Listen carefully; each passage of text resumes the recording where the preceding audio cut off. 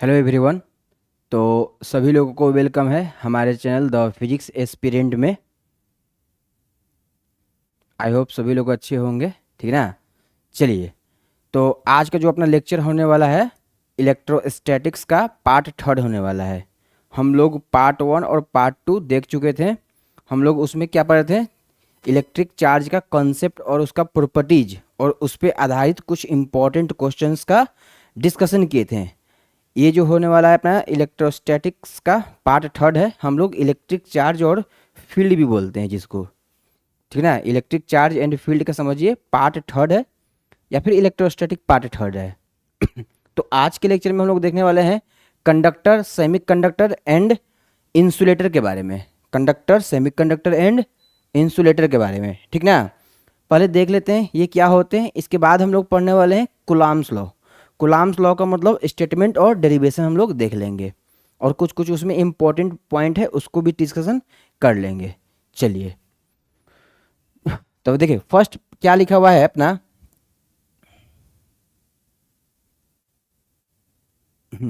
चलिए देखिए, क्या भाई, कंडक्टर, सेमीकंडक्टर एंड इंसुलेटर क्या होता है। कंडक्टर क्या होता है, सेमीकंडक्टर और क्या होता है insulator.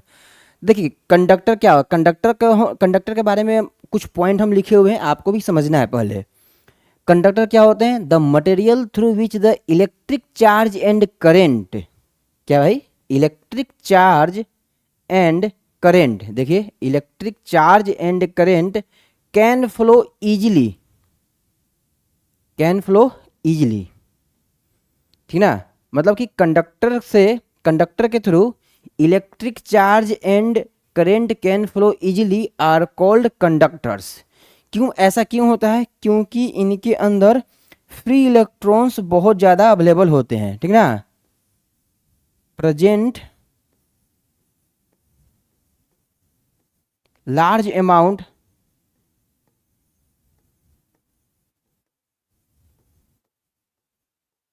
Present large amount of free electrons, बस, ऑफ फ्री इलेक्ट्रॉन्स। मतलब कि कंडक्टर्स के अंदर में फ्री इलेक्ट्रॉन्स की अधिकता होती है, फ्री इलेक्ट्रॉन्स ज़्यादा प्रेजेंट होते हैं।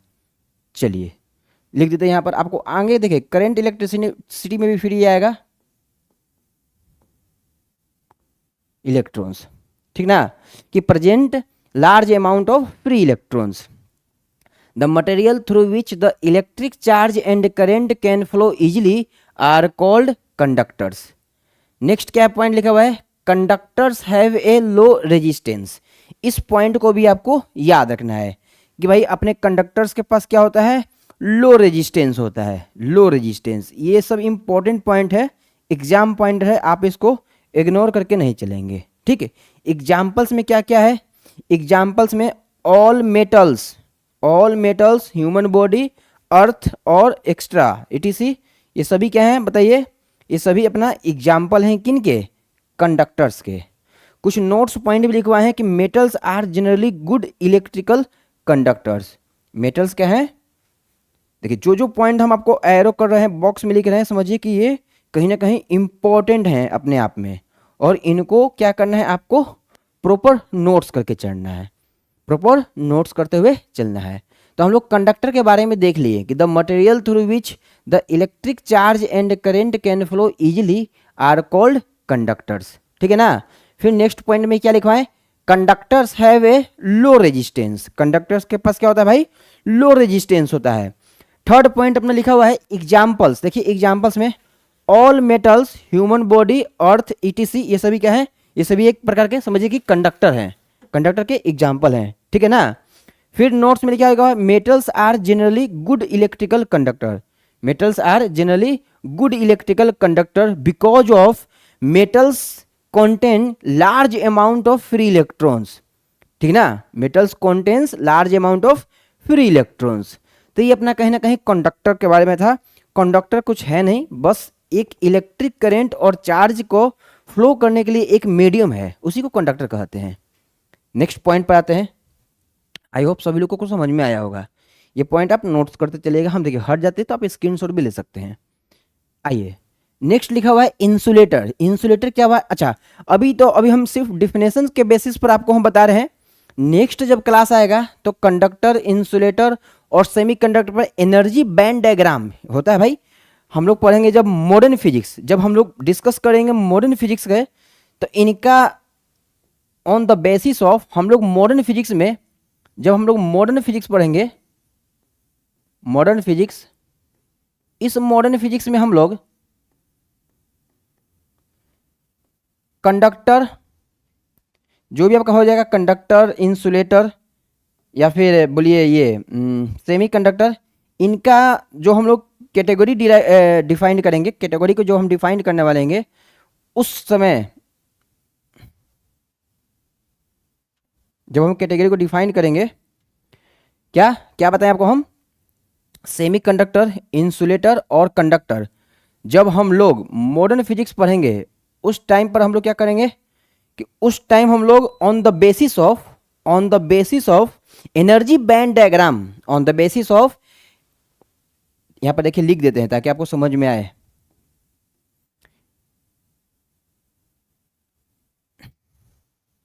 ये हो गया आपका कंडक्टर,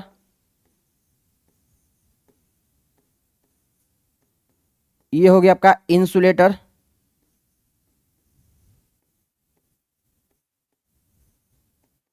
ये हो जाएगा आपका सेमीकंडक्टर।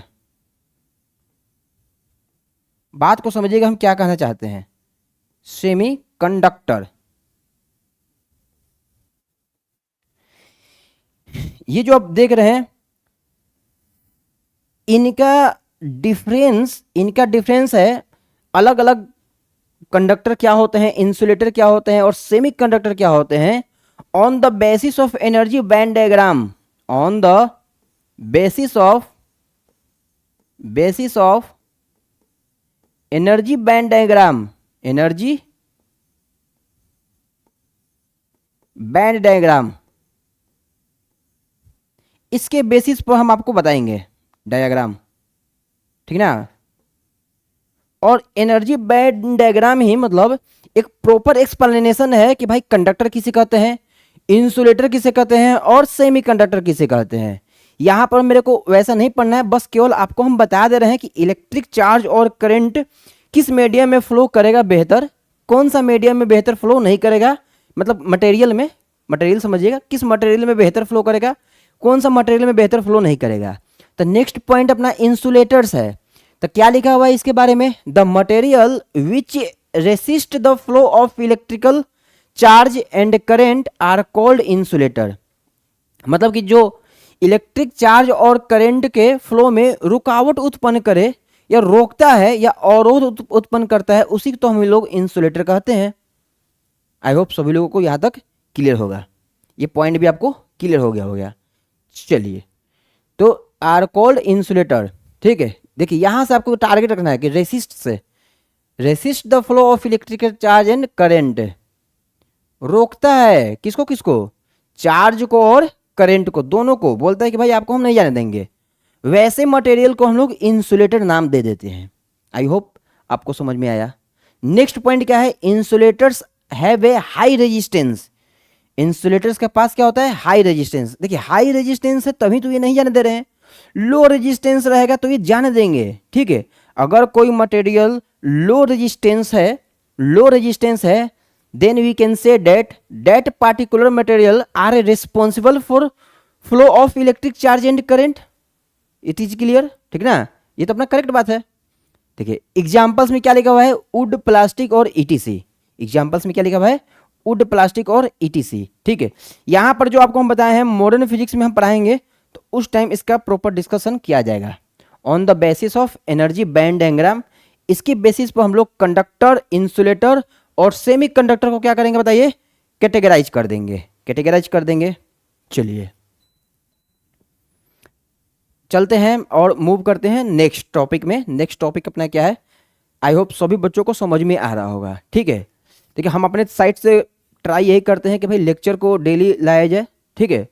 थोड़ा सा मतलब कंटेंट बनाने में टाइम लगता है, पर आपको हम एग्जाम तक मतलब कोशिश करेंगे कि धीरे धीरे स्पीड पकड़ेंगे, स्पीड में आएंगे और आपको पूरा कंप्लीट करवाएंगे। चलिए ऐसा बात नहीं है कि केवल हम लोग थ्योरी ही पढ़ेंगे, हम लोग प्रॉपर न्यूमेरिकल्स भी पढ़ेंगे जो आपके आईआईटी में पूछे हुए हैं। न्यूमेरिकल्स का भी डिस्कशन करेंगे, जो आपके +2 में है उनका भी हम डिस्कशन करने वाले हैं। नेक्स्ट आता है भाई सेमीकंडक्टर। सेमीकंडक्टर क्या होते हैं? देखिए सेमीकंडक्टर के बारे में लिखा हुआ है कुछ point, the materials which resist the flow of electric charge and current but the value of their resistance is in between the conductors and insulator। मतलब कि सेमीकंडक्टर का जो भी रेजिस्टेंस है वो किनके किनके बीच में लाई करता है? कंडक्टर और इंसुलेटर के बीच में लाई करता है। तो कहीं ना कहीं हम लोग ये कह सकते हैं कि जो भाई सेमीकंडक्टर होते हैं ये करंट और इलेक्ट्रिक चार्ज को फ्लो करते हैं, पर थोड़ा थोड़ा, जितना रिक्वायरमेंट है उतना ही, थोड़ा थोड़ा। और हम लोग जो इंसान है भाई प्रैक्टिकल लाइफ में मेरे को इलेक्ट्रिक करंट और इलेक्ट्रिक चार्ज का तो भाई उपयोग है ही, इसका तो यूज है ही, बट लिमिटेड मैनर में यूज है। तो लिमिटेड के लिए हम लोग यूज करते हैं सेमीकंडक्टर। जनरली आज के मतलब सेमीकंडक्टर जो है, जो मोबाइल फ़ोन, लैपटॉप, जो टैब आ गया, ये जितना भी बने हुए हैं सभी सेमीकंडक्टर्स डिवाइसेस से बने हुए हैं। सेमीकंडक्टर्स के बारे में आपको मतलब अच्छा से आपको पढ़ने के लिए मिलेगा भाई, अगर आप इलेक्ट्रॉनिक्स इंजीनियरिंग करते हैं, ईएनटीसी, इलेक्ट्रॉनिक्स एंड कम्युनिकेशन, तो इलेक्ट्रॉनिक्स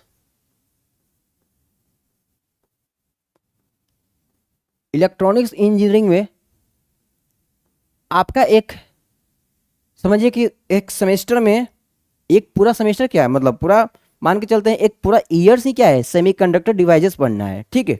तो वहाँ पर आपको प्रॉपर समझ में आ जाएगा, अगर आप आगे पढ़ते हैं तो वहाँ पर इसका मैकेनिज्म समझ में आ जाएगा कि semiconductor devices how to work, कैसे। जैसे सेमीकंडक्टर डिवाइसेस, डायोड, आप नाम सुने भी होंगे, डायोड, डायोड में PN junction diode, Zener diode, ठीक ना, ये सभी क्या है मतलब फोटो डायोड, ये सभी सेमीकंडक्टर डिवाइसेस ही हैं। अभी आपको मतलब मॉडर्न फिजिक्स में थोड़ा बहुत 12th में मान के चलिए थोड़ा बहुत एकदम ऊपर जहाँ पर हल्का फुल्का इंट्रोडक्शन टाइप का दिया हुआ है। केवल आपसे जेईई मेंस में पूछ देते हैं कि बताइए डायोड ऑन है कि ऑफ है, बस इतना ही पूछते हैं और कुछ नहीं। ज़्यादा से ज़्यादा क्या करेंगे कि डायोड के अक्रॉस वोल्टेज पूछ देंगे, डायोड के अक्रॉस करंट पूछ देंगे, ठीक है, ऐसा कुछ खास नहीं पूछता है। तो सेमीकंडक्टर्स के बारे में आपको मतलब इलेक्ट्रॉनिक्स इंजीनियरिंग में जब आप बीई बीटेक करेंगे तो आपको बढ़िया से पढ़ने के लिए मिलेगा, ठीक। पूरा मतलब समझिए कि 1.5 ईयर्स मतलब 3 सेमेस्टर, 3 सेमेस्टर लेके चलिए कि 3 सेमेस्टर में अपना केवल सेमीकंडक्टर्स ही है, तो वहाँ पर आप अच्छा से पढ़िएगा। तो पता चल चुका है कि सेमीकंडक्टर्स का जो रेजिस्टेंस है वो लाई करता है कंडक्टर और इंसुलेटर के बीच में। मतलब वो हल्का फुल्का कंडक्टर की तरह भी बिहेव करेगा और हल्का फुल्का वो इंसुलेटर की तरह भी बिहेव करेगा। मतलब मान के चलते 10 कूलम्ब, अगर हम सेमीकंडक्टर से 10 कूलम्ब पास हो रहा है, पर सेमीकंडक्टर क्या करेगा, उन 10 कूलम्ब को रिड्यूस करके 4 कूलम्ब या 3 कूलम्ब में कर दे, कहेगा नहीं भाई मैं तो 3 कूलम्ब ही पास कर पाऊंगा, ठीक है। चलिए एग्जाम्पल्स क्या है, सिलिकॉन और जर्मेनियम एंड कार्बन। तो मोस्ट जो हम लोग यूज करेंगे, जो भी अपना मतलब इंजीनियरिंग कंपोनेंट में यूज करते हैं, तो आपका सिलिकॉन और जर्मेनियम ही आता है, silicon and germanium he. Carbon भी होता है बट सिलिकॉन और जर्मेनियम बहुत ही इंपॉर्टेंट है अभी के, मतलब समझिए कि 21 सेंचुरी, ये जो अपना मतलब अभी का जो एरा चल रहा है, इसमें सिलिकॉन और जर्मेनियम का बहुत ही इंपॉर्टेंट रोल है। इसी से समझिए कि जो भी बन रहा है इलेक्ट्रिकल कंपोनेंट डिवाइसेस जो सेमीकंडक्टर पर बेस्ड हैं, ये सिलिकॉन और जर्मेनियम से ही बन रहे हैं, ठीक है। तो सिलिकॉन भी क्या है और जर्मेनियम भी क्या है, ये बहुत लेस वोल्टेज पर भी ऑपरेट होना स्टार्ट कर देते हैं। मतलब समझिए इनका वोल्टेज 0.3 या फिर 0.7 वोल्ट के आसपास है, मतलब इतने वोल्ट पर भी ये करंट रिस्पॉन्स कर देंगे, ऐसे समझ में। तो सिलिकॉन एंड जर्मेनियम समझिए सेमीकंडक्टर्स के एग्जांपल्स हैं। कार्बन भी है बट हम लोग कार्बन के बारे में उतना नहीं, मेरे को नहीं पता है कार्बन के बारे में मतलब समझिए आपका इसका लेस यूज है। हम लोग को मतलब कि क्या साइंटिस्ट को भी नहीं पता है कार्बन के बारे में, ज़्यादातर साइंटिस्ट भी अभी तक सिलिकॉन और जर्मेनियम के ऊपर ही केवल जान पाए हैं, कार्बन अभी भी बेचारा बचा हुआ है, ठीक है। तो एग्जाम्पल्स में कार्बन भी तो अपना सेमीकंडक्टर ही आता है, बट मोस्ट प्रोफेबल जो यूज है सिलिकॉन एंड जर्मेनियम। चलिए तो सेमीकंडक्टर्स के बारे में ये हो गया अपना, इसको नोट्स कर लीजिएगा। आइए नेक्स्ट आते हैं भाई कूलाम्स लॉ, अपना इंपॉर्टेंट है, यहीं से समझिए डेरिवेशन अब अपना स्टार्ट हो गया। इलेक्ट्रोस्टैटिक्स में डेरिवेशन यहीं से स्टार्ट हो गया, यहीं से अपना समझिए इलेक्ट्रोस्टैटिक्स में डेरिवेशन स्टार्ट होता है। लिखा हुआ है भाई Coulomb's law, according to Coulomb's law. देखिए स्टेटमेंट क्या है, सब चीजें समझ में आएगा क्योंकि आपको हम पूरा क्या कराएंगे भाई, डिराइव करवा देंगे टोटल, ठीक। हिंदी मीडियम के लिए भी वही लेक्चर आएगा, थोड़ा सा पेशेंस रखिएगा। हिंदी मीडियम वाले के लिए भी लेक्चर आएगा, इंग्लिश और हिंदी मीडियम दोनों के लिए लेक्चर चलेगा ये अपना। तो देखिए कुलाम्स लॉ, कुलाम्स लॉ को भैया आपको कुलाम्स लॉ को ग्रेविटेशनल लॉ से कंपेयर करना होगा। ग्रेविटेशनल लॉ में हम लोग क्या पढ़े थे कि भाई फोर्स एट्रैक्शन, देखिए फोर्स का जो एट्रैक्शन है ग्रेविटेशनल लॉ में हम लोग पढ़े थे कि जो भी फोर्स है क्या होता है बताइए, जो भी हम लोग फोर्स के बारे में पढ़े थे, अगर टू बॉडीज है प्रोपोर्शनल था क्या भाई, m1 m2 क्लास 11 में आप पढ़े थे, और आर स्क्वायर के इन्वर्सली प्रोपोर्शनल। तो ये प्रोपोर्शनलिटी कांस्टेंट हटा था तो क्या आया था बताइए, जी एक कांस्टेंट आ गया था जिसको हम लोग m1 m2 और अपन आर स्क्वायर बोले थे। चलिए भाई ये हम लोग ग्रेविटेशन में हम लोग पढ़ चुके हैं। ठीक इसी का यूज है, मतलब समझिए कि इसी का यूज है, ज़्यादा कुछ है नहीं, इसी का यूज है यहाँ पर भी। यहाँ पर हम लोग क्या करेंगे कि एक मिनट रुकिएगा जरा यहाँ पर हम लोग क्या करेंगे कि मान के चलते हैं कि एक समझिए कि ये अपना क्या है सन, ये अपना क्या है अर्थ। तो हम लोग कहते हैं ना कि जो अर्थ है सन के ग्रेविटेशनल फील्ड में प्रेजेंट है, मतलब कि जो सन का ग्रेविटेशनल फोर्स है अर्थ को अट्रैक्ट करके रखा हुआ है, ठीक ना, अर्थ को अट्रैक्ट करके रखा हुआ है।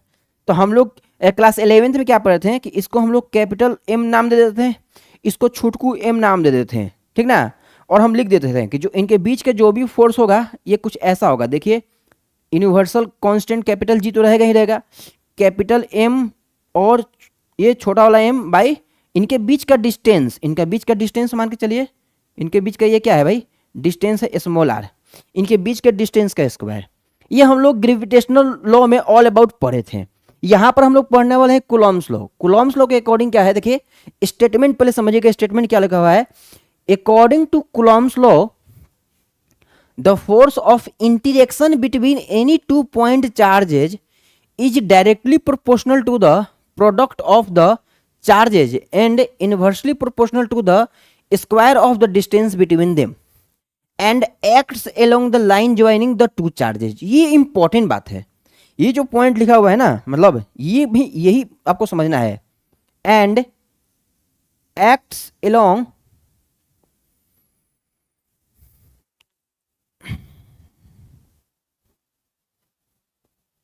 Along the line joining the two charges. मतलब कि कुलॉम्स लॉ अप्लाई कहाँ होंगे, जब दो चार्जेज का जो लाइन होगा, मतलब दो चार्जेज मान के चलते हैं, समझिए कि दो चार्जेज है, एक पेन है, चलिए इस पेन को समझिए, ये दो क्या है एक चार्जेज है, दो चार्जेज हैं, इनके बीच में कुलॉम्स फोर्स अप्लाई होगा, बट जो कुलॉम्स फोर्स है इनके जो लाइन है देखिए क्या है बीच में लाइन ज्वाइनिंग रहेगा, इनके लाइन ज्वाइनिंग के अकॉर्डिंग ही एक्ट्स करेगा, चाहे वो रिपल्सिव हो चाहे वो अट्रैक्टिव हो। ठीक है चलिए, तो देखिए यहाँ पर हम कुछ कुछ बात लिखाते हैं, आपको समझिएगा, इस चीज़ को हम हटाते हैं, क्यों हटाते हैं, क्योंकि मतलब ये तो हम लोग पढ़े हुए ही हैं, केवल बस आपको कंपैरिजन करने के लिए। देखिए अभी हम लोग क्या इसमें चैप्टर में भी अभी आगे जब पढ़ेंगे तो हम लोग इलेक्ट्रोस्टैटिक्स में कुलॉम्स लॉ को हम लोग ग्रेविटेशनल लॉ से कंपेयर भी करेंगे कि भाई कौन पावरफुल है, ग्रेविटेशनल लॉ या फिर कुलॉम्स लॉ, और कितना ज़्यादा पावरफुल है, ये भी एक टॉपिक है अपना। चलिए, if two point charges Q1 and Q2 are separated by distance r, then the force of attraction and repulsion between them is such that, ठीक है such that, ओके चलिए, तो देखिए यहाँ पर हम इतना अपना स्टेटमेंट है, स्टेटमेंट आपको समझ में आ गया होगा। तो चलिए नेक्स्ट पेज पर आपको हम डेरिवेशन करके बता देते हैं कि अपना क्या ये बोलना चाहता है। देखिएगा इधर जरा, चलिए हम अपने तरफ से जितना भी डेरिवेशन होगा एनसीईआरटी में जो भी डेरिवेशन को डिफाइन किया है और साथ के साथ में जो भी एक्स्ट्रा डेरिवेशन है हम करवा देंगे आपके लिए क्लास में ही, आपको निश्चिंत रहना है, और उस पर बेस्ड क्वेश्चन जो आया है उसको भी हम क्लास में ही सोल्व करवा देंगे, इतना आप निश्चिंत रहिए, ठीक है ना।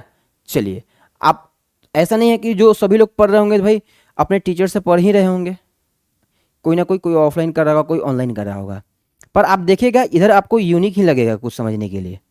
चलिए हम बनाते हैं 2 पॉइंट चार्जेज, एक चार्जेज यहाँ पर बनाते हैं, चलिए हो गया ना, और इसके एक कॉपी ले करके हम यहाँ पर लाते हैं इसको, चलिए हो गया।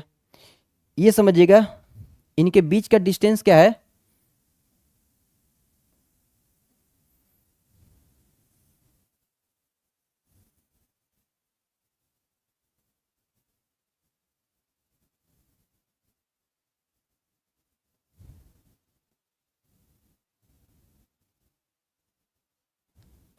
हम्म, ठीक। बात को समझिएगा जरा ध्यान से। इसको हम नाम दे देते हैं भाई कि ये जो अपना चार्जेज हैं इनको हम बोलने वाले हैं Q1।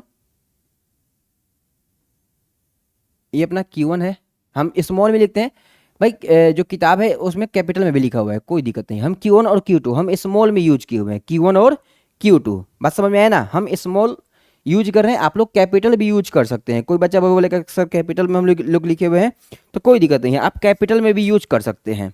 हम स्मॉल में लिखे हुए हैं, चलिए ठीक है, कोई दिक्कत नहीं है। अब हम लोग क्या पढ़े हुए हैं कि अगर दोनों Q1 और Q2 पॉजिटिव होंगे, आप एक बात बता दीजिएगा, बस आपसे बस हम इतना पूछना चाहते हैं, आप एक बात बता दो, ये भी Q1 क्या है? पॉजिटिव। ये भी Q2 क्या है? पॉजिटिव। तो ये जो Q1 है Q2 को क्या रिपेल करेगा? भगाएगा, दूर, बोलेगा तुम जाओ, तुम जाओ, दूर भगाएगा। क्योंकि प्लस प्लस क्या होते हैं भाई? प्लस प्लस रिपल्सन होते हैं कि अट्रैक्शन होते हैं, रिपल्सन होते हैं, प्लस प्लस भागते हैं। अब ये हम लोग चार्ज के प्रॉपर्टी में ऑलरेडी बाय डिफॉल्ट पढ़ चुके हैं, यहां पर आपको समझाने का कोई जरूरत नहीं है। अगर जो बच्चे न्यू लेक्चर देख रहे होंगे वो पहले फर्स्ट 2 लेक्चर देखेगा, हम प्लेलिस्ट बना देंगे आपके लिए, ठीक है ना? तो हम बोलेंगे कि जो Q2 है, Q2 पर फोर्स इस डायरेक्शन में लग रहा है। क्या सभी लोग को समझ में आया कि नहीं आया? Q2 पर फोर्स इस डायरेक्शन में लगेगा। चलिए बिल्कुल लगेगा, ये बिल्कुल सही बात है। चलिए ठीक है, ठीक। तो यहां पर जो फोर्स लग रहा है अभी नाम दे देंगे, इसका क्या नाम है, ठीक ना? चलिए यहां पर देखिएगा, अब आते हैं यहां पर क्या होगा, इस वाले चार्ज पर, इस वाले चार्ज पर बताइए, इस वाले चार्ज पर फोर्स लगेगा इस डायरेक्शन में, ठीक है, कोई बात नहीं, समझ में आ गया आपको? आ गया ना? आपको समझ में आया कि भाई Q1 क्या करेगा? Q2 को दूर भगाएगा, और Q2 क्या करेगा? Q1 को दूर भगाएगा, ठीक। मान लेते हैं कि यहां पर जो चार्ज है हम इसका नाम दे देते हैं, कुछ नाम दे देते हैं, नाम नामांकन आपको करने आता है तो हम मान के चलते हैं यहां पर F2 फोर्स लग रहा है, इधर फोर्स लग रहा है F1। देखिए दोनों फोर्स जो होते हैं वेक्टर क्वांटिटी होते हैं, और दोनों क्या है? एक दूसरे के ऑपोजिट हैं, ठीक। लाइन ज्वाइनिंग के देखिए ऑपोजिट में। अब होता कि भाई अगर Q1, हाँ शर्त क्या है, Q1 भी क्या है बताइए? Q1 भी पॉजिटिव है। शर्त कंडीशंस भी आपको डालना है कि Q1 इधर आपको पॉजिटिव दिया हुआ है, Q1 क्या है? पॉजिटिव। Q2 भी क्या है बताइए? पॉजिटिव है। ये तब की बात बता रहे हैं, याद रखिएगा। अगर एक भी पॉजिटिव नेगेटिव हुआ है तो डायरेक्शन ऑफ फोर्स इंटरचेंज, भाई डायरेक्शन ऑफ फोर्स चेंज हो जाएंगे, ऐसे समझ में ना? अब देखिएगा, अब हम क्या लिखते हैं? हम लिखते हैं according to Coulomb's law. Coulomb's law के स्टेटमेंट के अकॉर्डिंग हम लोग क्या पढ़ते हैं? देखिए ध्यान से कि भाई according to Coulomb's law the force of interaction between any 2 point charges is directly proportional to the product of the charges, ठीक भाई। हम लोग लिखते हैं अकॉर्डिंग टू कूलॉम्स लॉ। चलिए इधर देखिए, हम लोग यहां पर क्या लिखते हैं? अकॉर्डिंग टू कूलॉम्स लॉ,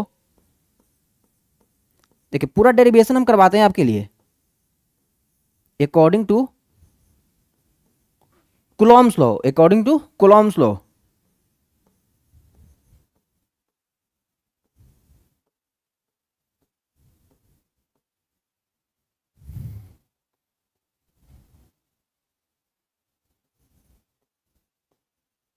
अगर हम कूलॉम्स लॉ के अकॉर्डिंग बात करें तो हम लोग क्या बोल सकते हैं? जो अपना फोर्स है, जो भी अपना फोर्सेस है, वो क्या होगा बताइए? चार्ज के मैग्नीट्यूड के मल्टीप्लाई के प्रोपोर्शनल होगा। मतलब कि F proportional to Q1 Q2, ऐसे समझ में, F proportional to Q1 and Q2 होगा ना भाई? देखिएगा हम यहां पर क्या लिखते हैं, जो भी अपना F होने वाला है, F प्रोपोर्शनल टू Q1 और Q2, ये हो गया अपना इक्वेशन 1। कहीं ना कहीं F proportional to Q1 Q2 हो गया। आया समझ में? बिल्कुल ठीक है, बहुत बहुत ही आसान है कि चार्ज के मैग्नीट्यूड, चार्ज देखिए एक बार फिर से आपको हम स्टेटमेंट लिख के बता देते हैं, इधर क्या लिखा हुआ है? Between any 2 point directly proportional the product of the charge, charge के प्रोडक्ट के डायरेक्टली प्रोपोर्शनल। तो देखिए हम क्या लिखते हैं? F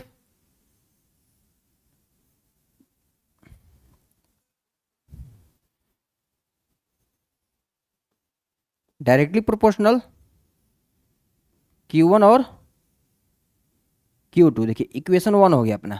चलिए ऐसे समझ में ना, ये चीज हुआ। ये हम फर्स्ट स्टेटमेंट से निकाल लिए हैं कि भाई Q1 और Q2 की प्रोडक्ट के प्रोपोर्शनल होगा अपना फोर्स। नेक्स्ट भी क्या बोल रहा है, inversely proportional to the square of the distance between them. Distance देखिए, डिस्टेंस अपना यही है, यहां पर लेकर के देखिए हम एक बार लिख देते हैं। एक बार आप समझ जाइएगा, इनके बीच में जो डिस्टेंस है स्मॉल r से रिप्रेजेंट करें हम। चलिए हो गया ना, स्मॉल r से हम रिप्रेजेंट कर रहे हैं। तो हम नेक्स्ट पॉइंट में क्या बोलेंगे, क्या लिखेंगे बताइए। f जो है इनवर्सली प्रोपोर्शनल टू 1/r²। हो गया। बताइए कितना आसान था, हो गया, समझ में आ गया। सेम उसी की तरह हम लोग अगर ग्रेविटेशनल लॉ में जाकर देखें तो F proportional to m1 m2, F proportional to 1/a distance का स्क्वायर, मतलब इनवर्सली प्रोपोर्शनल टू। ठीक, अब हम लिखते हैं फ्रॉम इक्वेशन 1 एंड 2, या फिर कंबाइनिंग 1 एंड 2, दोनों को अगर हम साथ में लिखना चाहें तो देखिए हम क्या लिखते हैं। इधर देखिएगा, ध्यान से जरा समझिएगा।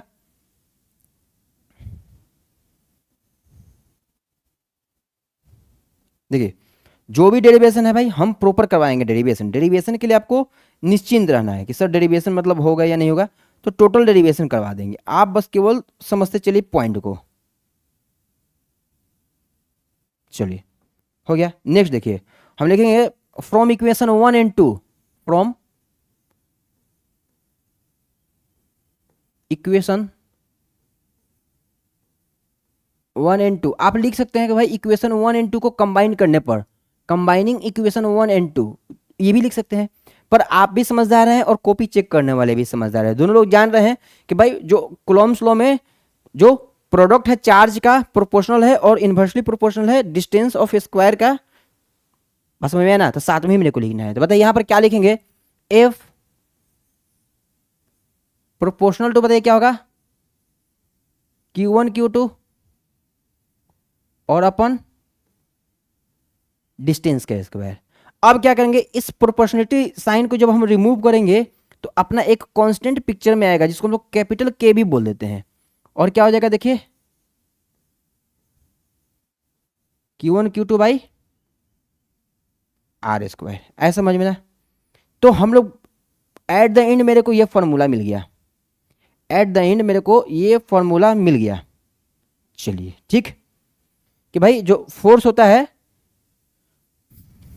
वो proportional to Q1 Q2 open distance r² के Q1 Q2 के प्रोडक्ट के प्रोपोर्शनल और उनके डिस्टेंस के inversely proportional to square. Distance जो है, डिस्टेंस का क्या होगा, यहाँ पर डिस्टेंस का क्या लिखे हैं, inversely to the square of the distance, inversely to the square of the distance. अब हम ये प्रोपोर्शनलिटी साइन को जब हम रिमूव करते हैं तो अपना एक सॉरी अपना एक के पिक्चर में आता है कांस्टेंट। तो F इज इक्वल टू के Q1 Q2 बाई r² लिख देते हैं। यहाँ तक सभी लोग को समझ में आया कि नहीं। हम लोग इसको इक्वेशन 3 बना लेते हैं। अभी अपना चलेगा, डेरिवेशन बहुत ही लंबा है और अच्छा है, 5 मार्क्स आपका इजीली आ जाएगा अगर एग्जाम में आता है तो। क्या सभी लोगों को यहाँ तक समझ में आया? अगर सभी लोग को समझ में आया होगा भाई तो फिर बढ़ते हैं नेक्स्ट। और एक बात कि यहाँ पर हम के लिए आइडेंटिफाई कर देते हैं कि हम लोग के को क्या बोलते हैं। बात समझ में आया ना, के को हम लोग क्या बोलते हैं। चलिए के को हम लोग बोलते हैं भाई electrostatic constant, electrostatic free constant भी बोल देते हैं हम लोग यहाँ पर। तो हम लोग लिख देते हैं, देखिए वेयर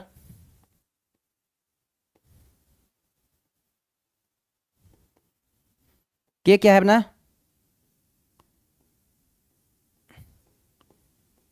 इलेक्ट्रोस्टैटिक फ्री कांस्टेंट।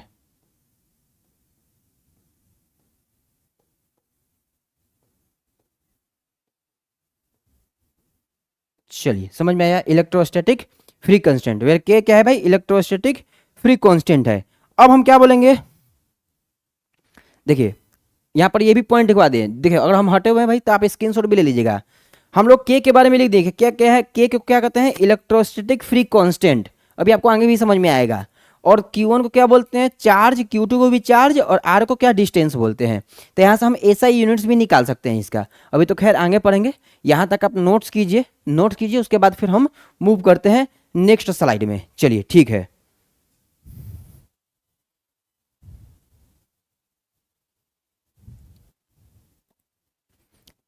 थोड़ा इसको मैं थोड़ा electrostatic force constant, electrostatic constant लिखते हैं ताकि आपको समझ में आए बढ़िया से, ठीक ना। चलिए इसको हम थोड़ा हटाते हैं, इलेक्ट्रोस्टैटिक कांस्टेंट लिख देते हैं। देखिए के को हम लोग मतलब डिफरेंट डिफरेंट जो किताब है अपना अलग अलग लैंग्वेज यूज करता है, जो भी डिफरेंट डिफरेंट अपना किताब है अलग अलग लैंग्वेज यूज करता है। तो के को हम लोग इलेक्ट्रोस्टैटिक्स कांस्टेंट भी बोलते हैं, या फिर इलेक्ट्रोस्टैटिक फोर्स कांस्टेंट भी बोलते हैं। फ्री भी आप यूज कर सकते हैं, ठीक है। चलिए के को हम लोग बोल देते हैं, अच्छा से लिखते हैं क्या, देखिए इलेक्ट्रोस्टैटिक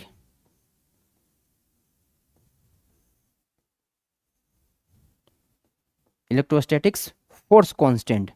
फ्री कांस्टेंट को आप काट दीजिएगा, गलत था, फोर्स कांस्टेंट, ठीक ना। चलिए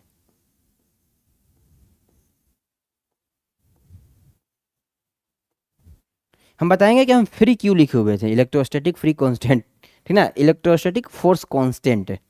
चलिए ये आपको, यहाँ तक आपको समझ में आ गया कि के को क्या बोलते हैं हम लोग, ठीक। डेरिवेशन यहाँ तक आपको समझ में आया, ठीक। हम हट गए भाई, आप इसका स्क्रीनशॉट ले लीजिए। फिर हम लोग चलते हैं नेक्स्ट स्लाइड में, इसको समझते हैं बढ़िया से। और भी बात है, थोड़ा सा एसआई यूनिट्स है उसके बारे में भी देख लेते हैं सब कुछ, तब आपको समझ में आएगा। चलिए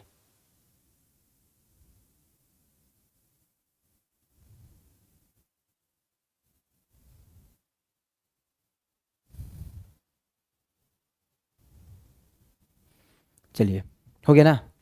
अब देखिए नेक्स्ट पेज पर हम क्या करते हैं कि एक बार आपको हम फिर से ओवरव्यू करवा देते हैं कि हम दो चार्ज Q1 और Q2 को एज्यूम किए, दोनों पॉजिटिव नेचर का था।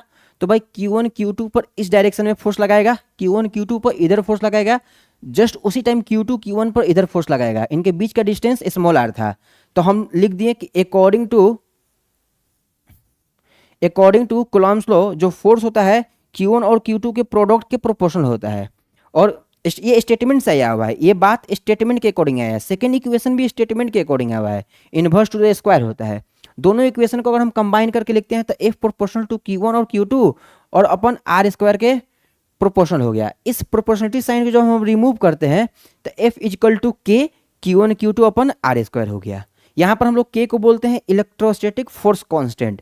और के किस चीज पर डिपेंड करता है, मीडियम के नेचर पर डिपेंड करता है। किस पर डिपेंड करता है भाई, मीडियम के नेचर पर डिपेंड करेगा। और साथ के साथ सिपरेटिंग the charges and on the system of units. तो ये सब लिखना ज़्यादा जरूरी है नहीं, ठीक। आगे भी आपको मतलब हम लिखवा देंगे पॉइंट्स के फॉर्म में।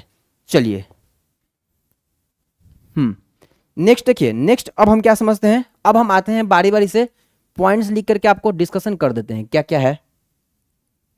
देखिए जहां हम बोलेंगे कि आपको डेरिवेशन यहां तक करना है, तो आपको एज इट इज एग्जाम में भी वहीं तक करना है। आप अपने से कुछ भी चेंज नहीं करिएगा, ठीक ना, आप अपने से कुछ भी चेंज नहीं कीजिएगा। चलिए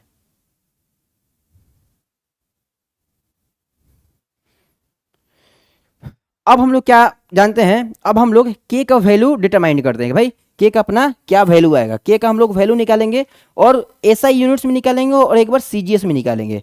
तो अगर हम बात करते हैं सीजीएस में, तो बताइए सीजीएस में क्या बोलेंगे कि चार्जेज भाई प्रेजेंट होना चाहिए एयर या फिर वैक्यूम मीडियम में। तो उस टाइम तो कुछ कुछ पॉइंट्स आपको हम लिखवाते हैं कि when the charges are situated in free space then the CGS system k is equal to 1, ठीक ना, के इजिकल टू 1। चलिए फर्स्ट पॉइंट देखिए, लिखवा देते हैं आपके लिए।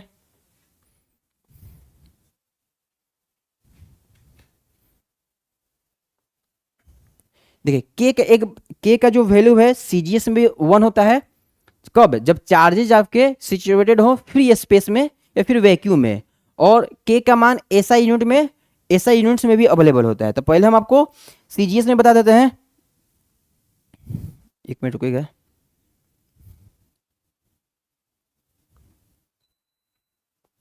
When the charges are situated in free space, देखिए लिखते हैं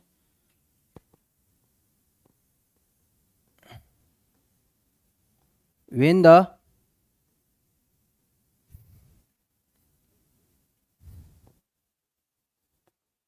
charges are situated,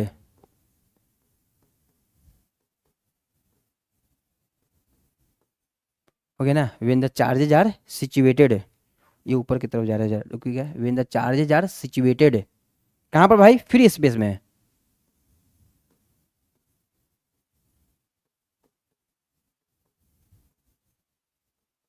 when the charges are situated in free space, मतलब कि चार्जेज मेरे क्या भाई फ्री स्पेस में सिचुएटेड है, सिचुएटेड।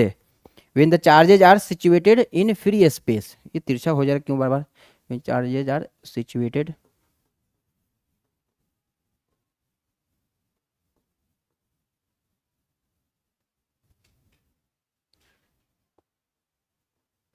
इन फ्री स्पेस, हो गया ना, when the charges are situated in free space, when the charges are situated in free space, free space air और फिर वैक्यूम बोलते हैं। देन द सीजीएस सिस्टम, ठीक ना, फ्री स्पेस मतलब एयर और vacuum, then the CGS system, then the CGS system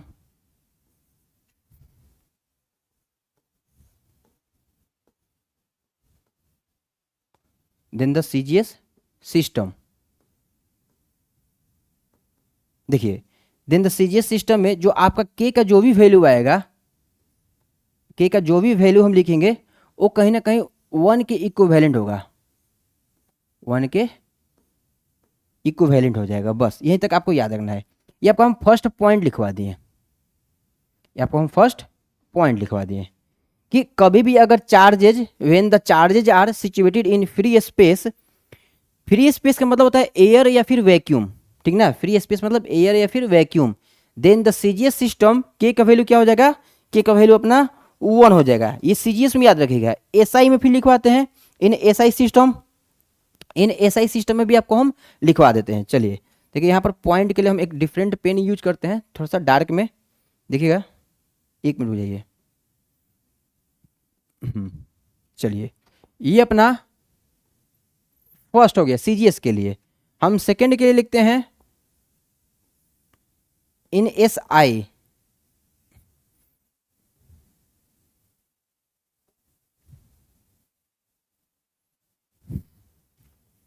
चलिए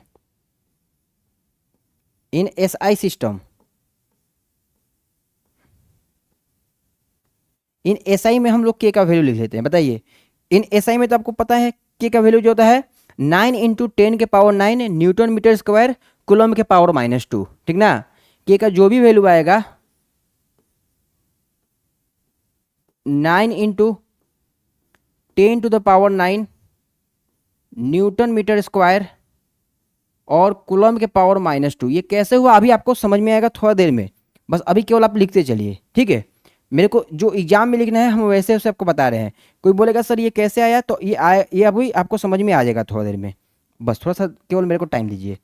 हम लोग सीजीएस में भी के का वैल्यू देख लिए, 1 होता है कि when the charges are situated in free space then the CGS system, k का जो वैल्यू होगा अपना भाई 1 के इक्विवेलेंट होगा। बात समझ में आया।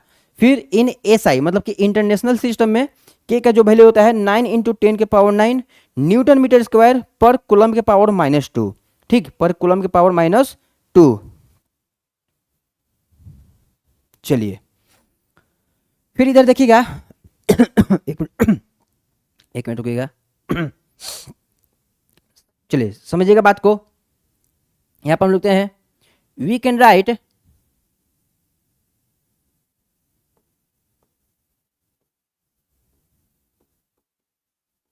देखिए हम लोग क्या लिख सकते हैं, वी कैन राइट के का वैल्यू। देखिए हम के का वैल्यू लिखना चाहते हैं, वी कैन राइट के का जो भी आपको के का वैल्यू है। के का वैल्यू क्या होता है बताइए, 1/4 pi epsilon note, 1/4 pi epsilon naught. देखिए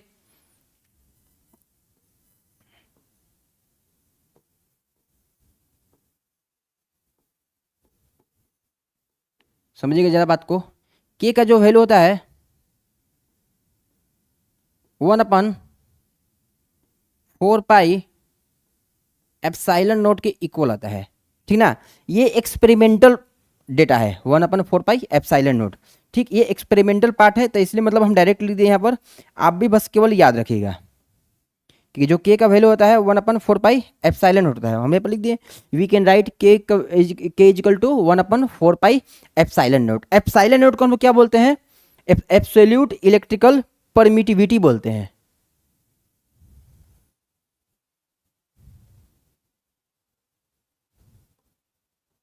देखिए यहाँ पर लिख देते हैं where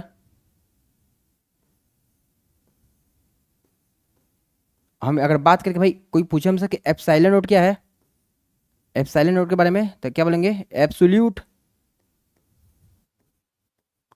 absolute electrical permittivity of free space. क्या? Absolute electrical permittivity of free space. Absolute electrical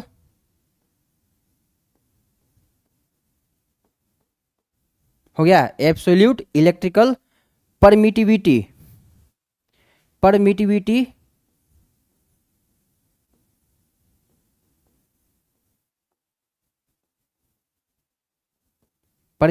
of free space.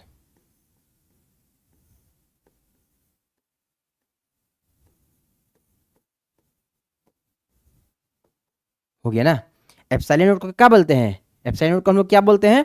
Absolute electrical permittivity of free space. ये आपको याद रखना है। और के का वैल्यू क्या होता है? 1/4πε0। 1/4πε0। अब आते हैं वापस, यहां पर आप देखिएगा यहाँ पर क्या लिखा हुआ है?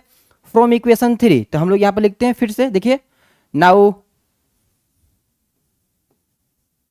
From equation 3, from equation 3। ठीक, हम लोग फ्रॉम इक्वेशन 3 से एक नए इक्वेशंस लिख सकते हैं, और उस इक्वेशंस को देखिए यहाँ पर हम रिप्रेजेंट करें ताकि आपको समझ में आएगा क्या हम लिख रहे हैं। चलिए बात को समझिएगा जरा, इधर देखिएगा। जो भी एफ का वैल्यू है, एफ का वैल्यू देखिए क्या आ जाएगा? के क्या होता है? 1/4πε0। हो गया। इसको जरा रुकिए, अच्छा से लिखते हैं।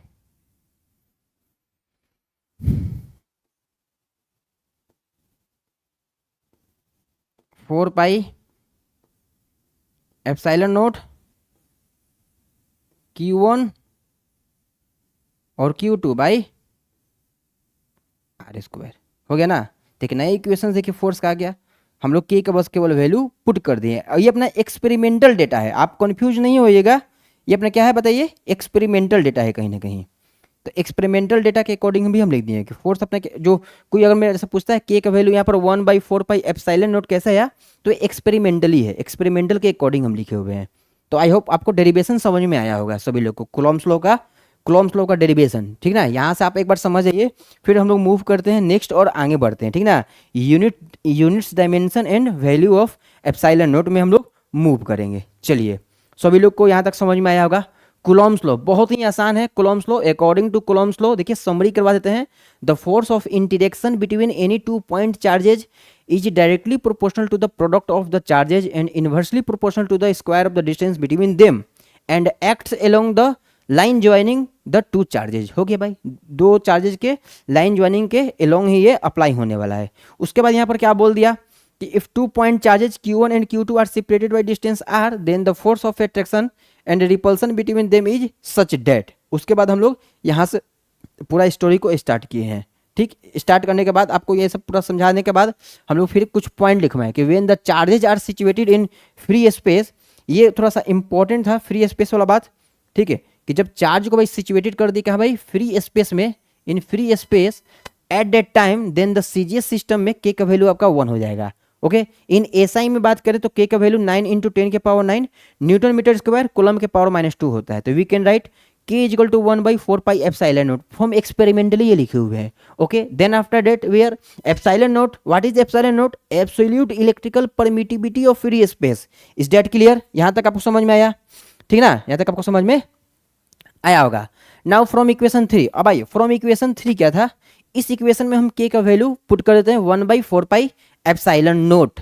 ठीक, ये हम एयर मीडियम के लिए या फिर वैक्यूम के लिए देख रहे हैं, फिर हम एक स्टैंडर्ड एनी मीडियम के लिए देखेंगे, फिर हम डाइलेक्ट्रिक कांस्टेंट देख लेंगे, अपना काम हो जाएगा। चलिए, ये यहाँ तक आपको मतलब 5 मार्क्स में आपको करना होगा, अगर आता है तो स्टेटमेंट लिखने के साथ साथ ये पूरा लिखना पड़ेगा। चलिए नेक्स्ट बढ़ते हैं, नेक्स्ट में आते हैं हम लोग क्या, यूनिट्स डायमेंशन एंड, हाँ, units dimension and value of epsilon note. तो सबसे पहले लिखा हुआ है यूनिट्स क्या होता है एप्सिलॉन नोट का।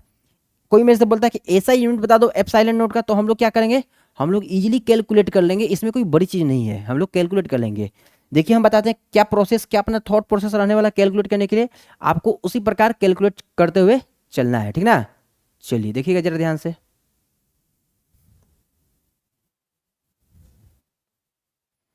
देखिए मेरे को एसआई यूनिट्स कैलकुलेट करना है एप्सिलॉन नोट का। मेरे को फॉर्मूला क्या पता है, F is equal to 1/4 pi epsilon naught Q1 Q2 upon R square होता है ना।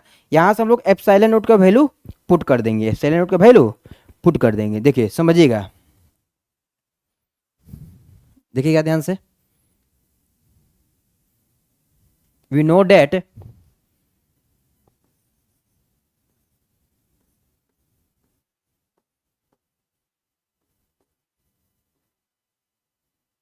हम लिख दिए, हम लोग क्या जानते हैं, वी नो डेट, ध्यान से देखिएगा, जो भी फोर्स का जो वैल्यू होता है,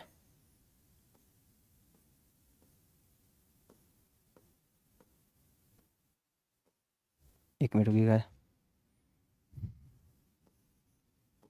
4 पाई एप्सिलॉन नोट हो गया, और Q1 into Q2 pi are square. मेरे को यहाँ से एप्सिलॉन नोट का वैल्यू कैलकुलेट करना है, बताइए एप्सिलॉन नोट क्या आ जाएगा आपका, एप्सिलॉन नोट क्या आ जाएगा बताइए, 1/4 sorry 4 pi F,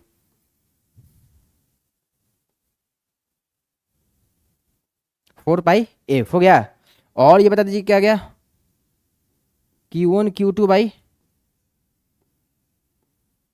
are square. बताइए यहाँ तक समझ में आया कि नहीं। एप्सिलॉन नोट का वैल्यू हम लोग निकाल लिए 1/4 पाई एफ और Q1 Q2 by are square. ठीक, अब आप देखिएगा यहाँ पर हम क्या लिखते हैं, हम लोग जानते हैं कि जो चार्ज का जो भी ऐसा यूनिट होता है, फोर्स की बात करें, फोर्स का क्या होता है बताइए, अगर हम एफ की बात करें, देखिए यहाँ पर हम एक अलग पेन का यूज करते हैं ताकि आपको बातें समझ में आए। चलिए हम देखिए यहाँ पर, रुकिए मेरे को इधर, हम इधर लिखते हैं, इधर कुछ सब कुछ सीक्वेंस में बनाते हैं ताकि आपको प्रॉपर सब कुछ समझ में आए। चलिए, अगर भाई जो लोग को भाई क्लास अच्छा लग रहा होगा तो भाई लाइक और सब्सक्राइब जरूर कीजिएगा क्लास को, ठीक है ना, क्योंकि आपके लाइक और सब्सक्राइब से भी क्या होता है भाई, मेरे को मोटिवेशन मिलता है। वी नो डेट यहाँ पर हम लिख दिए। चलिए यहाँ पर देखिएगा, एफ के लिए हम लोग क्या यूज करेंगे, एफ जो होता है न्यूटन के लिए, न्यूटन के लिए एन लिखते हैं, जो चार्ज होता है क्यू, इसके लिए क्या होता है बताइए, कुलाम होता है ना, और जो डिस्टेंस है इसके लिए क्या होता है, मीटर होता है। ठीक है, इतना आपको पता है, इसलिए हम लोग यहाँ पर लिखते हैं भाई एप्सिलॉन नोट जो होगा,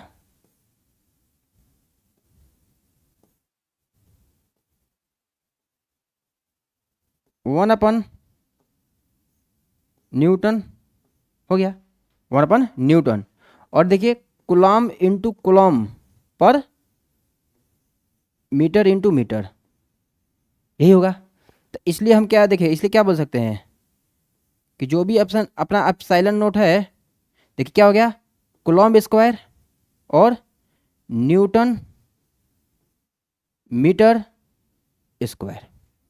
चलिए हो गया ना, कुलॉम्ब स्क्वायर और न्यूटन मीटर स्क्वायर। तो हम लोग क्या लिख सकते हैं, जो भी एप्सिलॉन नोट है,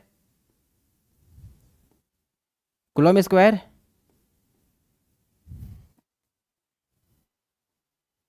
न्यूटन इनवर्स मीटर के पावर -2 हो गया ना, न्यूटन इनवर्स और मीटर के पावर माइनस,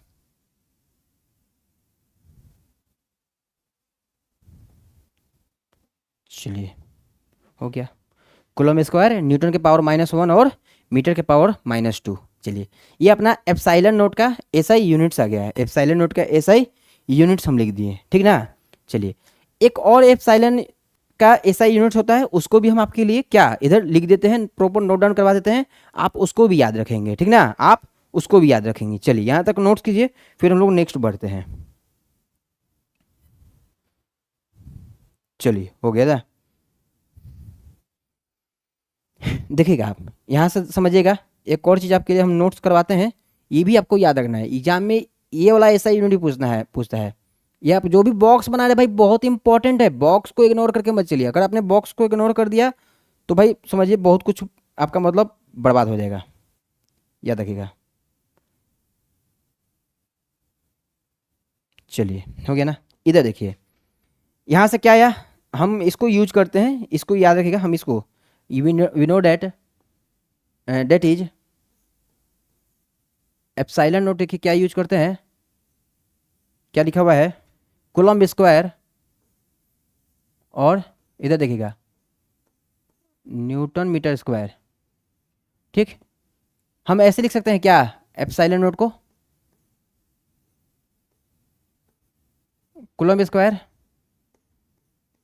न्यूटन मीटर और मीटर। हो गया।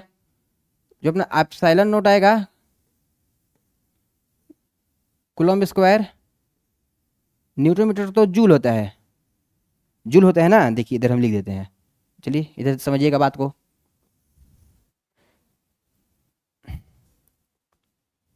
जूल जो होता है न्यूटन मीटर के इक्वल होता है। हो गया। अब बात को समझिएगा, अब बात को समझिएगा। जो वोल्टेज जो होता है जूल पर कूलम होता है, वोल्टेज क्या होता है, जूल पर कूलम। देखिएगा हम ऐसे लिखते हैं, यहाँ पर वोल्टेज को हम लोग लिखते हैं जूल पर कूलम, तो हम लोग ऐसे लिख सकते हैं क्या एप्सिलॉन नोट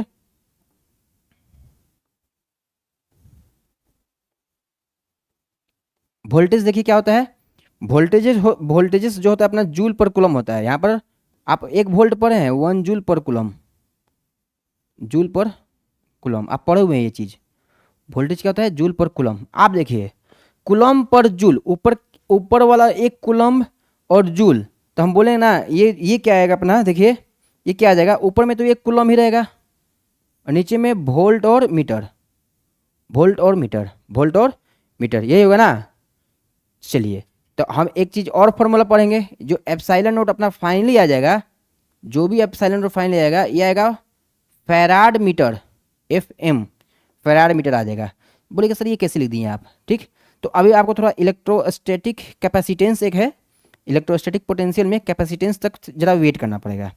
चलिए हम इस चीज़ को यहाँ लिख देते हैं, जो आपको मतलब जो फैराड है कूलम पर वोल्ट होता है। देखिएगा जो भी फैराड होता है एफ, ये क्या आता है coulomb per volt, coulomb per volt. ये तीनों आपको याद रखना है ब्रैकेट में। तो एप्सिलॉन नोट क्या हो गया फैराड पर मीटर। देखिए यहाँ पर लिख देते हैं, नहीं तो आप कंफ्यूज रह गए यार सर ये एफ क्या है। एफ को बोलते हैं भाई फैराड,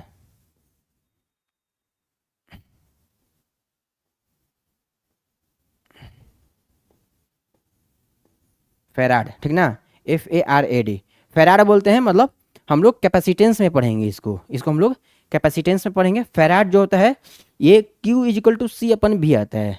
ठीक है, वहाँ मतलब सॉरी Q प्रोपोर्शनल टू, देखिए फैराड में हम लोग पढ़ेंगे वहाँ पर जो Q है प्रोपोर्शनल टू भी होता है। तो Q इजिकल टू क्या आता है भाई C भी, C क्या आएगा Q बाई भी आएगा। ठीक, चार्ज पर, देखिए Q को चार्ज बोलते हैं, V को वोल्टेज, तो कैपेसिटेंस को फैराड बोल देंगे। तो यहाँ पर C अपना फैराड को रिप्रेजेंट करेगा, F अपना फैराड को रिप्रेजेंट करेगा। आई होप सभी लोग को units dimension and value epsilon note में ऐसा unit of epsilon note proper आपको समझ में आ गया होगा। यहाँ तक आपको कोई दिक्कत नहीं होना चाहिए, ठीक है ना। चलिए यहाँ तक आपको कोई दिक्कत नहीं होना चाहिए, क्योंकि ये बहुत ही आसान चीज़ है। नेक्स्ट देखिए, नेक्स्ट हम लोग किस चीज़ में मूव करेंगे, नेक्स्ट हम लोग डायमेंशन देखेंगे। डायमेंशन किसका देखेंगे, एप्सिलॉन नोट का देखेंगे। डायमेंशन किसका देखेंगे, एप्सिलॉन नोट का देखेंगे। चलिए तो डायमेंशन के लिए आपको याद रखना पड़ेगा ये फार्मूला, जो एप्सिलॉन नोट का ये जो फार्मूला है, ये बॉक्स वाला, इसको भी हम लिख देते हैं बॉक्स में। ये भी अपना उतना ही इंपॉर्टेंट है जितना नीचे वाला सॉरी इंपॉर्टेंट है।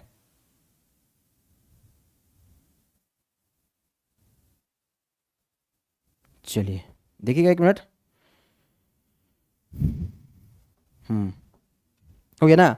तो ये ऊपर वाला epsilon note coulomb square per newton metre square उतना ही इंपॉर्टेंट है जितना नीचे वाला इंपॉर्टेंट है। चलिए चलते हैं नेक्स्ट एथी में, नेक्स्ट स्लाइड में चलते हैं। इधर डायमेंशंस ऑफ एप्सिलॉन नोट क्या होता है, डायमेंशंस फिर वैल्यू है, कोई बात नहीं, देख लेंगे, आसानी से देख लेंगे, बहुत बड़ा चीज़ नहीं है, बहुत बड़ा चीज़ है नहीं कि आपको समझ में आएगा नहीं। चलिए यहाँ पर देखिएगा direct, we know that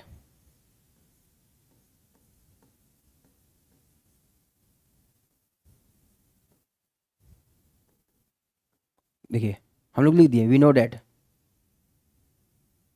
epsilon क्या क्या होता है, coulomb square newton metre square, यही होता है ना epsilon naught, coulomb square per newton metre square, देखिए न्यूटन मीटर स्क्वायर। अब हम लोग बात करते हैं डायमेंशंस के लिए, डायमेंशंस के लिए आपको पता है कि ब्रैकेट हम लोग अप्लाई कर देते हैं,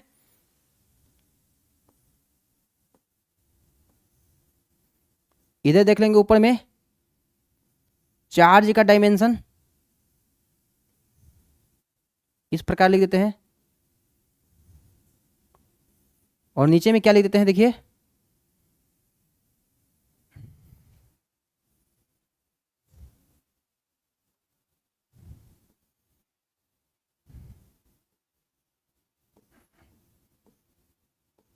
न्यूटन मीटर स्क्वायर। ये आपको आता होगा कि हम ये ब्रैकेट क्यों यूज करें, ब्रैकेट डायमेंशंस के लिए हम लोग यूज करते हैं, ब्रैकेट हम लोग डायमेंशंस के लिए, देखिएगा यहाँ पर क्या लिखते हैं,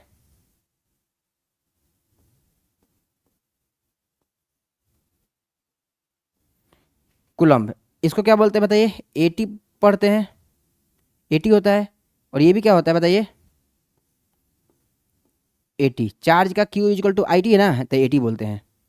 यहाँ देखिए न्यूटन का क्या होता है बताइए, न्यूटन को आपको पता होगा, न्यूटन जो होता है फोर्स होता है, फोर्स, फोर्स का ऐसा यूनिट न्यूटन होता है, तो M L T minus two आप पढ़े होंगे, M L T minus two देखिएगा,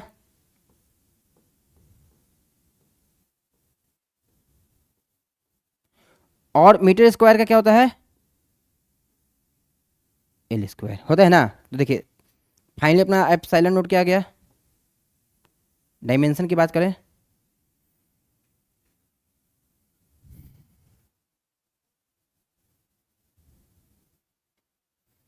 ए स्क्वायर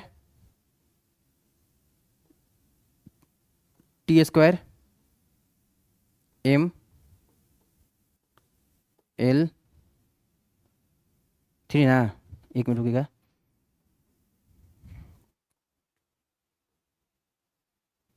एम एल थ्री और टी के पावर माइनस टू, ऐसा कुछ आ गया। तो ज़रा सा इसको शिफ्ट किया जाए इधर, और शिफ्ट करने के बाद हम लोग क्या करते हैं, अच्छा इसको इधर करते हैं, ज़रा समझिएगा बात को, एक मिनट रुकिएगा,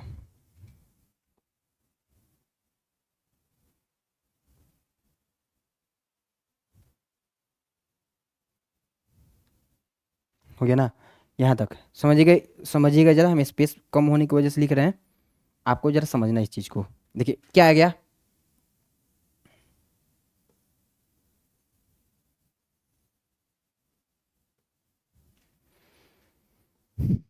आप देख रहे हैं कि ए स्क्वायर और टी स्क्वायर है ना, तो ये क्या हो जाएगा, ऊपर में जाएगा एम के पावर माइनस वन, एल के पावर माइनस थ्री, एल के power minus three, A square as it is रहेगा, और ए स्क्वायर तो एज इट इज रहेगा, और क्या हो जाएगा बताइए,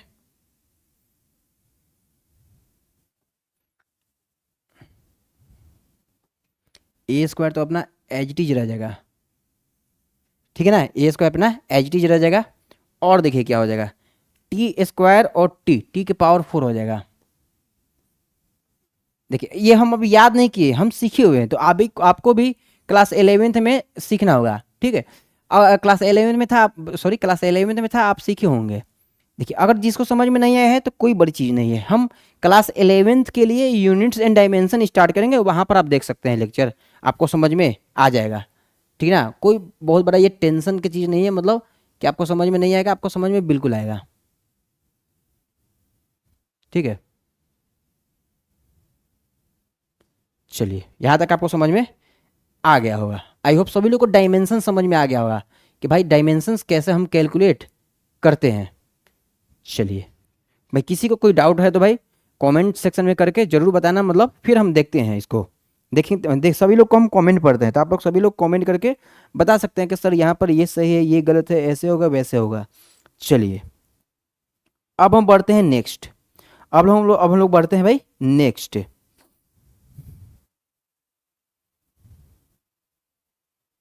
चलिए नेक्स्ट क्या है, वैल्यू ऑफ एप्सिलॉन नोट।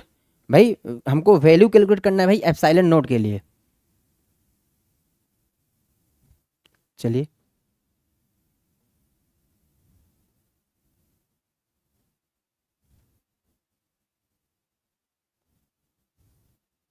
एक मिनट रुक जाइएगा बस। चलिए विजिबल होगा यहाँ तक वैल्यू ऑफ एप्सिलॉन नोट। एक मिनट रुकिए, क्या हो गया, एक मिनट क्योंकि जरा मेरे भाई।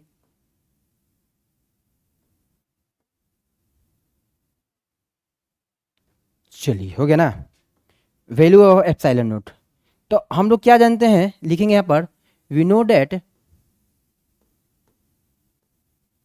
एक्सपेरिमेंटली हम लोग क्या जानते हैं, के का वैल्यू क्या आता है, के का वैल्यू 1/4 पाई एप्सिलॉन नोट आता है, आता है ना। तो एप्सिलॉन नोट का वैल्यू क्या आ जाएगा, देखिए 1/4 पाई। सही है, बिल्कुल सही, यहाँ तक 1/4 पाई सही है ना। अब देखिए हम क्या करते हैं, बस वैल्यू पुट कर देते हैं। एप्सिलॉन नोट का वैल्यू देखिए, कुछ गड़बड़ हुआ है क्या, देखना पड़ेगा ना। के इजिकल टू 1/4, अच्छा के 4 पाई और के, यहाँ पर के रह गया। चलिए देखिए यहाँ पर के अपना तो रह ही गया था, तो क्या होगा देखिए देखिए 4 पाई 4 इंटू 3.14 और के का वैल्यू क्या आता है बताइए, 9 × 10⁹ 9 × 10⁹ और वैल्यू भी साथ में दिया हुआ था वहाँ पर, आइए देखते हैं।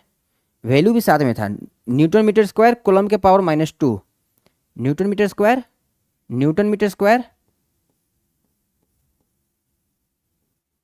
कूलम के पावर -2, सही है ना। बताइए आफ्टर सोल्विंग करने के बाद अपना जो वैल्यू आएगा 8.85 इंटू 10⁻⁻12 हो जाएगा एग्जैक्टली यहाँ तक। अब देखिए न्यूटन मीटर स्क्वायर नीचे, कूलम स्क्वायर तो ऊपर में जाएगा, तो ऊपर में तो कूलम स्क्वायर प्लस में हो जाएगा, बाकी जो नीचे में इन्वर्स में नहीं था वो सभी इन्वर्स में हो जाएंगे, मतलब कि ओपोजिट हो जाएगा पावर। जिसका पावर प्लस है, जिसका पावर माइनस है वो प्लस में हो जाएगा, कूलम स्क्वायर ऊपर जाएगा तो प्लस में, न्यूटन का पावर -1 हो जाएगा। और हो गया। चलिए तो ये अपना कहीं ना कहीं एप्सिलॉन नोट का वैल्यू कैलकुलेट हम लोग कर लिए। आपको याद रखना है इसका वैल्यू, ये भाई एग्जाम में बहुत बार एग्जाम में, एक बार नहीं बहुत बार अपने स्टेट बोर्ड के एग्जाम में पूछा हुआ है। चलिए यहाँ तक सभी लोगों को क्लियर होगा, यहाँ तक किसी को कोई डाउट नहीं होगा, यहाँ तक सभी लोग को समझ में आया होगा। हम लोग एप्सिलॉन नोट का वैल्यू भी कैलकुलेट किए, डायमेंशंस भी निकाल लिए। देखिए यहाँ पर हम लिख भी देते हैं प्रॉपर कि यहाँ पर भाई किसको क्या पढ़ते हैं, यहाँ पर इसको पढ़ते हैं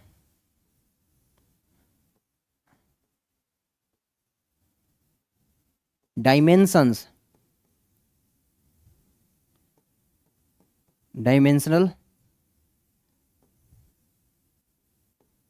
फॉर्मूला ऑफ एप्सिलॉन नोट का डायमेंशनल फॉर्मूला को हम लोग ब्रैकेट में रिप्रेजेंट करते हैं, ठीक है। चलिए आई होप सभी लोग को यहाँ तक आज के क्लास में समझ में आया होगा, ठीक है। चलिए नेक्स्ट देख लेते हैं, नेक्स्ट और क्या है अपना, नेक्स्ट डाइलेक्ट्रिक कांस्टेंट है। नेक्स्ट अपना क्या है भाई, डाइलेक्ट्रिक कांस्टेंट। तो थोड़ा सा आपको हम बता देते हैं डाइलेक्ट्रिक कांस्टेंट के बारे में, क्या होता है अपना डाइलेक्ट्रिक कांस्टेंट।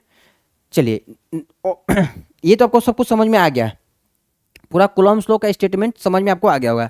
आप देख सकते हैं, जो लोग भाई स्क्रीनशॉट करना चाहते हैं स्क्रीनशॉट कर लीजिएगा, हम आपके लिए पूरा अच्छा से समझा दिए हैं पूरा कूलम्ब्स लॉ में। कूलम्ब्स लॉ में भाई किसी को कोई दिक्कत नहीं होना चाहिए क्योंकि पूरा डिटेल से बताए हुए हैं। चलिए के जो होता है इलेक्ट्रोस्टैटिक फोर्स कांस्टेंट होता है, फ्री कांस्टेंट नहीं होता है, वहाँ से मेरे से मिस्टेक हो गया है, आप उधर सुधार लीजिएगा। चलिए ठीक है ना, आइए इधर। डाइलेक्ट्रिक कांस्टेंट क्या होता भाई?